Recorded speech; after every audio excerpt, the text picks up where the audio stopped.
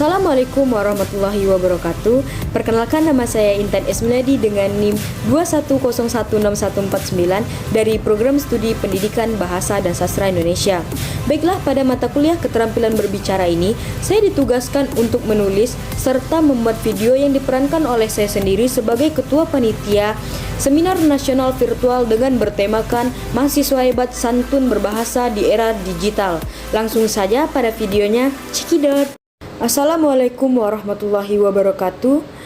Pertama-tama marilah kita ucapkan puji syukur kehadiran Allah Subhanahu wa Ta'ala, Tuhan yang Maha Pengasih dan Penyayang. Karena atas izinnya lah pada hari ini kita dapat berkumpul di sini untuk bersama-sama mengikuti acara seminar nasional virtual yang diadakan oleh Fakultas Bahasa dan Seni Universitas Negeri Padang. Selawat serta salam tak lupa senantiasa kita sanjungkan kepada junjungan kita Baginda Nabi Muhammad SAW yang telah membawa kita hijrah dari zaman jahiliyah ke zaman yang bermartabat dan berilmu serta akan selalu kita nantikan syafaatnya di hari akhir nanti. Sebelumnya, izinkan saya sebagai Ketua Panitia acara seminar nasional virtual ini menyampaikan sepatah dua patah kata dengan bertemakan Mahasiswa Hebat Santun Berbahasa di Era Digital. Dan tidak lupa pula saya ucapkan terima kasih kepada Rektor Universitas Negeri Padang, yakni Bapak Profesor Genry PhD, dan Dekan Fakultas Bahasa dan Seni Universitas Negeri Padang, yakni Bapak Profesor Dr. Ermanto SPD M.Hum, beserta jajarannya, Bapak dan Ibu para tamu undangan, para pembicara dan moderator yang saya hormati, dan para peserta seminar, serta hadirin sekalian yang saya banggakan. Bahasa pada prinsipnya merupakan alat untuk berkomunikasi dan menjunjung tinggi identitas masyarakat pengguna bahasa. Bahasa merupakan sarana penting untuk berkomunikasi antar manusia. Bahasa sebagai alat utama dalam berkomunikasi memiliki daya ekspresi dan informatif yang penting. Bahasa sangat dibutuhkan oleh manusia. Alasannya, bahasa bisa membuat manusia dapat memenuhi kebutuhan mereka dengan cara berkomunikasi antara satu dengan yang lainnya. Salah satu distribusi digital kurang mendapat penanganan serius adalah kesantunan dan karakter. Isu kesantunan dan karakter ini saya kira juga bagian dari distribusi digital, bahkan juga sangat permanen dan fundamental, sehingga sangat penting menjadi bagian dari program pendidikan kita.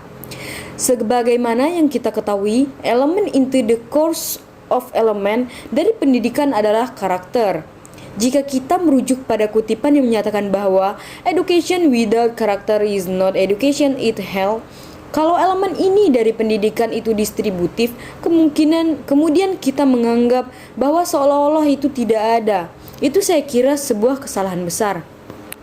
Perubahan sistem nilai dalam hal kesopanan baik atau tidak baiknya semestinya pada pijakan lebih jelas. Hal ini mengingat bahwa Indonesia adalah syarat keragaman budaya. Boleh Anda mengglobal bergaul dengan siapapun, tetapi pijakan nilai-nilai keindonesiaannya jangan dilupakan.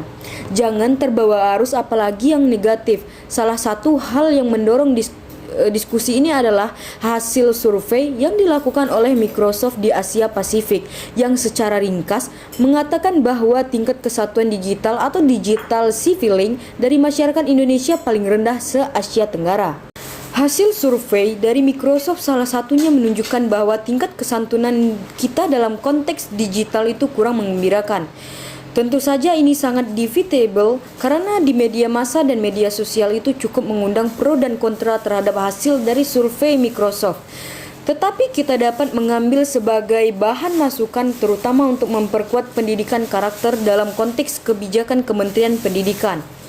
Media sosial telah menjadi bagian dari kegiatan sehari-hari terutama bagi pelajar dan mahasiswa. Untuk itu, kesantunan dalam memanfaatkan media digital, khususnya media sosial, perlu ditekankan dalam pendidikan karakter, terutamanya di zaman digital saat ini.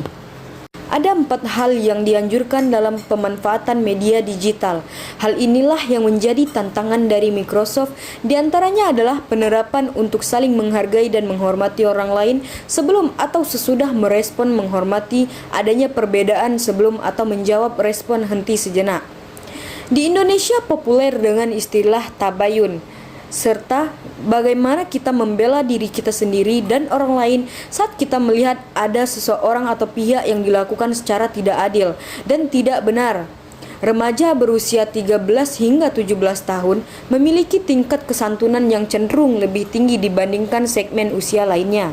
Para remaja dinilai berani menerapkan 4 anjuran dalam pemanfaatan media sosial digital karena anak-anak itu lebih bisa menghargai privasi orang lain, membela diri ketika diserang secara daring, dan berhenti sebelum merespon untuk memikirkan benar tidaknya dan menghargai perbedaan pendapat. Literasi media secara umum, yakni kemampuan seseorang dalam mengakses, memahami, mengevaluasi, dan memproduksi media termasuk meningkatkan manfaat dan meminimalkan risiko dalam menggunakan media.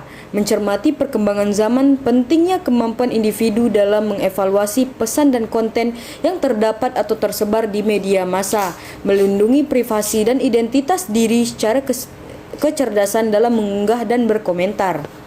Jika kita berbicara peran orang dewasa, ada keluarga dan sekolah yang berperan dalam kesantunan menggunakan media digital. Bagaimana caranya? Cara yang pertama yaitu membuat kesepakatan, dan cara yang kedua mencegah penyebaran rumor dengan melakukan cek ulang sebelum menyebarkan. Hal ini dianjurkan dengan memberikan koreksi dan fakta. Dalam menghadapi era distribusi, harus mempersiapkan berbagai cara untuk bergerak dan berhasil mengoptimalkan penggunaan dan pemanfaatan media digital. Dengan bijaksana, peran dari orang tua dan guru harus saling melengkapi dan bersamaan memberikan pengawasan kepada anak dalam hal penggunaan media TIK. Kemudian harus ada pelatihan dan pendamping terhadap pemahaman tentang media, teknologi informasi dan komunikasi. Tidak hanya ke murid atau ke mahasiswa saja, tetapi kepada orang tua, bahkan kepada tenaga pendidik pun perlu dilakukan. Terakhir, saya sampaikan kepada pihak yang membantu dalam berpartisipasi dalam kegiatan seminar nasional virtual Zoom ini. Demikianlah sambutan yang perlu saya sampaikan. Atas segala kehilafan dan kurang lebih saya mohon maaf yang sebesar-besarnya. Assalamualaikum warahmatullahi wabarakatuh.